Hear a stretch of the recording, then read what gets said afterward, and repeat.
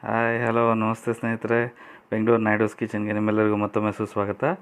ಈ ದಿನ ನಾವು ಮಟನ್ ದಮ್ ಬಿರಿಯಾನಿ ಹೇಗೆ ಮಾಡೋದು ಅಂತ ನೋಡೋಣ ಬನ್ನಿ ಸ್ನೇಹಿತರೆ. ಹಲೋ ಫ್ರೆಂಡ್ಸ್, ಬೆಂಗಳೂರು ನಾಯ್ಡೂಸ್ ಕಿಚನ್ಗೆ ಸಬ್ಸ್ಕ್ರೈಬ್ ಆಗಿದವರು ಈ ವಿಡಿಯೋ ಕೆಳಗಿನ ಕೆಂಪು ಬಣ್ಣದ ಸಬ್ಸ್ಕ್ರೈಬ್ ಬಟನ್ನ ಒತ್ತಿ, ನಂತರ ಪಕ್ಕದಲ್ಲೇ ಇರೋ ಬೆಲ್ ಬಟನ್ನ ಸಹ ಒತ್ತಿ. ವಿನೂತನ ಮತ್ತು ಹೊಸ ವಿಡಿಯೋಗಳು ನಿಮಗಾಗಿ ಕಾಯ್ತಾ ಇವೆ. ಮೊದಲಿಗೆ ನಾವಿಲ್ಲಿ ಒಂದು 3/4 kg ಮಟನ್ ತೊಗೊಂಡು ಚೆನ್ನಾಗಿ ತೊಳೆದು ಕ್ಲೀನ್ ಮಾಡಿ ಇಟ್ಕೊಂಡಿದ್ದೀವಿ. ಜೊತೆಗೆ 2 ಅಳತೆ ಕಪ್ಪಷ್ಟು ಬಾಸ್ಮತಿ ರೈಸ್ ತೊಗೊಂಡು ಅದನ್ನು ಚೆನ್ನಾಗಿ ತೊಳೆದು ಒಂದು 15 ನಿಮಿಷಕ್ಕೋಸ್ಕರ ಅದನ್ನು ನೆನೆಸಿಟ್ಕೊಂಡಿದ್ದೀವಿ. ಅರ್ಧ ಕಪ್ನಷ್ಟು ಎಣ್ಣೆ ಮತ್ತು 2 ಟೇಬಲ್ ಸ್ಪೂನ್ ತುಪ್ಪ ತೊಗೊಂಡಿದ್ದೀವಿ.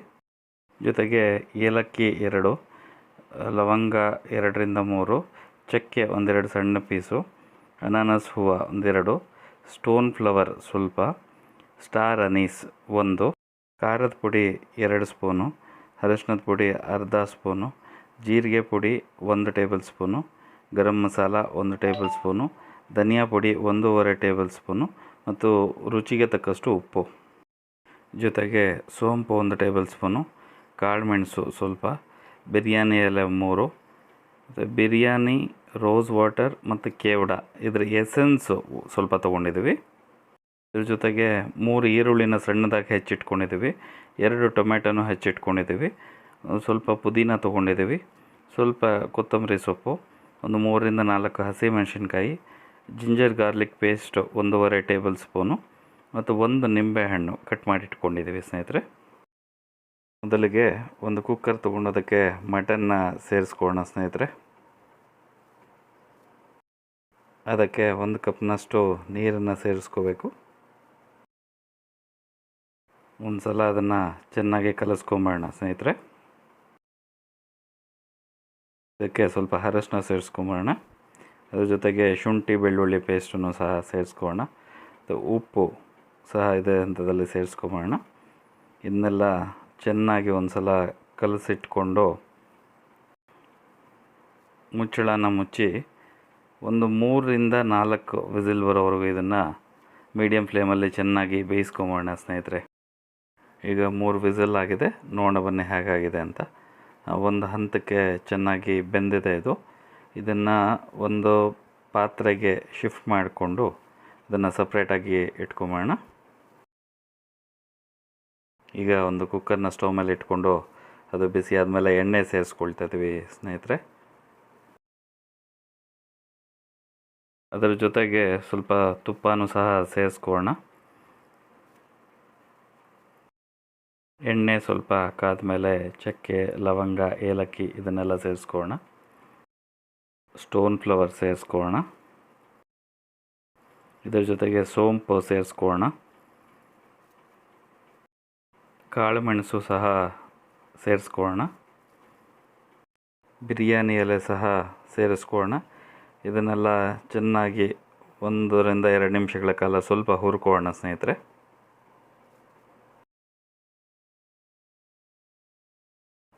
ಈಗ ಇದಕ್ಕೆ ನಾವು ಸಣ್ಣದಾಗಿ ಹೆಚ್ಚಿಟ್ಕೊಂಡಿರುವ ಈರುಳ್ಳಿ ಸೇರಿಸ್ಕೊಂಡು ಚೆನ್ನಾಗಿ ಅದನ್ನು ಒಂದು ಸಲ ಫ್ರೈ ಮಾಡ್ಕೊಳ್ಳೋಣ ಸ್ನೇಹಿತರೆ.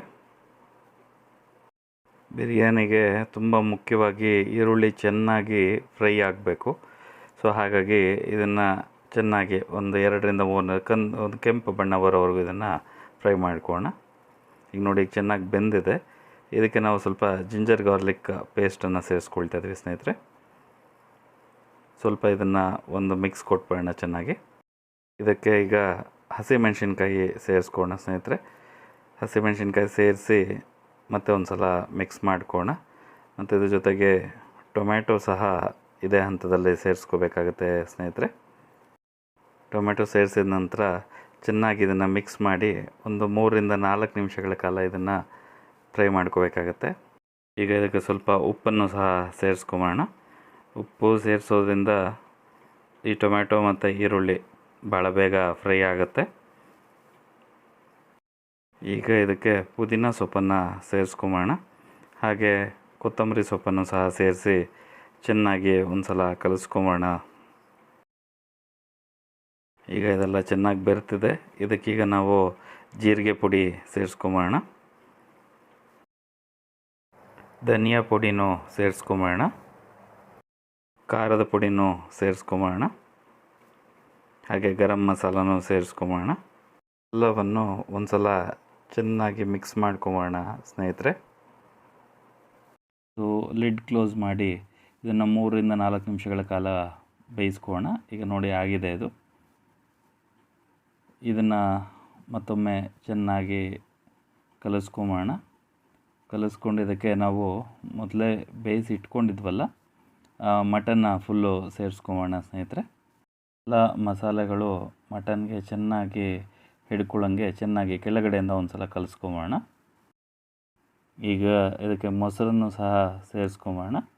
ಈ ಮೊಸರನ್ನ ಸೇರಿಸಿ ಚೆನ್ನಾಗಿ ಒಂದು ಸಲ ಕಲಿಸ್ಕೊಂಬೋಣ.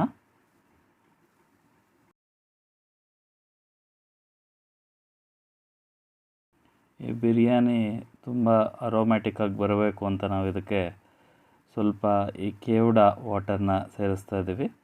ಇದ್ರ ಜೊತೆಗೆ ಬಿರಿಯಾನಿ ಎಸೆನ್ಸ್ ಒಂದು 2-3 ತೊಟ್ಟು ಮತ್ತು ರೋಸ್ ವಾಟರ್ ಸಹ ಒಂದು 2-3 ತೊಟ್ಟನ್ನು ಸೇರಿಸ್ಕೊಂಡು ಇದನ್ನ ಚೆನ್ನಾಗಿ ಕಲಿಸ್ಕೊಳ್ತಾ ಇದ್ದೀವಿ. ಇದನ್ನೆಲ್ಲ ಚೆನ್ನಾಗಿ ಕಲಸಿ ಒಂದು ಮುಚ್ಚಳ ಮುಚ್ಚಿ 4 ರಿಂದ 5 ನಿಮಿಷಗಳ ಕಾಲ ಇದನ್ನು ಚೆನ್ನಾಗಿ ಬೇಯಿಸ್ಕೊಳ್ಳೋಣ. ಮತ್ತು ಈಗ ಒಂದು 5 ನಿಮಿಷ ಆಗಿದೆ, ನೋಡೋಣ ಬನ್ನಿ ಹೇಗಾಗಿದೆ ಇದು ಅಂತ. ಚೆನ್ನಾಗಿ ಒಂದು ಸಲ ಕಲಿಸ್ಕೊಂಬೋಣ. ಕೆಳಗಡೆಯಿಂದ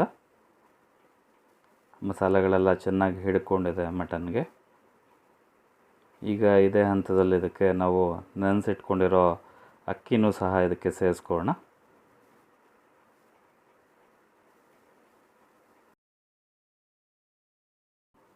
ಎಲ್ಲ ಅಕ್ಕಿ ಸೇರಿಸಾದ್ಮೇಲೆ ಇದನ್ನು ಚೆನ್ನಾಗಿ ಕಲಿಸ್ಕೊಂಡು ಕೆಳಗಡೆಯಿಂದನೂ ಒಂದು ಸಲ ಚೆನ್ನಾಗಿ ಕಲಿಸ್ಕೊಂಬೋಣ. ತುಂಬ ಹೆಚ್ಚು ಕಲಸಕ್ಕೆ ಹೋಗಬೇಡಿ, ಯಾಕೆಂದರೆ ಅಕ್ಕಿನೂ ಹೊಡೆದೋಗುವಂಥ ಚಾನ್ಸ್ ಇರುತ್ತೆ. ಇದಕ್ಕೆ ನಾವು ನಿಂಬೆಹಣ್ಣು ರಸ ತೆಗೆದಿಟ್ಟಿದ್ವಲ್ಲ ಅದನ್ನು ಸೇರಿಸ್ಕೊಳ್ಳೋಣ. ಮತ್ತೊಂದು ಸಲ ಇದನ್ನು ಮಿಕ್ಸ್ ಮಾಡಿಕೊಂಡು ಇದಕ್ಕೆ ಈಗ ನೀರನ್ನು ಸೇರಿಸ್ಕೊಳ್ಳೋಣ. ಅಕ್ಕಿಯ 1/4 ಅಳತೆಯಷ್ಟು ನೀರು, ಅಂದರೆ 1 ಗ್ಲಾಸ್ಗೆ 1/4 ಗ್ಲಾಸಷ್ಟು ನೀರನ್ನ ನಾವಿಲ್ಲಿ ಸೇರಿಸ್ಕೊಳ್ತಾ ಇದ್ದೀವಿ. ಆ ಮಟನ್ ಬೇಯಿಸಿದ್ದ ನೀರನ್ನೇ ನಾವಿಲ್ಲಿ ಸೇರಿಸ್ಕೊಂಡು ಅದ್ರ ಜೊತೆಗೆ ಮತ್ತು ಬೇಕಾಗುವಷ್ಟು ನೀರನ್ನ ಸಹ ಸೇರಿಸ್ಕೊಳ್ತಾ ಇದ್ದೀವಿ.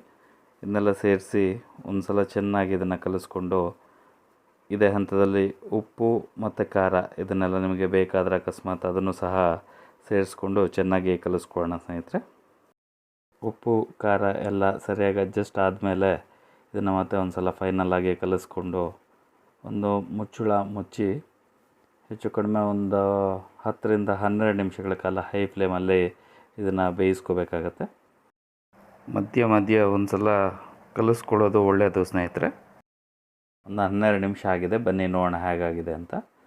ನೋಡಿ ಎಲ್ಲ ಈಗ ನೀರೆಲ್ಲ ಚೆನ್ನಾಗಿ ಕಡಿಮೆ ಆಗಿದೆ, ಅಕ್ಕಿನೂ ಹೆಚ್ಚು ಕಡಿಮೆ ಒಂದು ಹಂತಕ್ಕೆ ಬೆಂದಿದೆ. ಈಗ ಇದನ್ನು ಮತ್ತೆ ಒಂದು ಸಲ ಚೆನ್ನಾಗಿ ಕೆಳಗಡೆಯಿಂದ ತಿರುಗಿಸ್ಕೊಂಬೋಣ ಸ್ನೇಹಿತರೆ.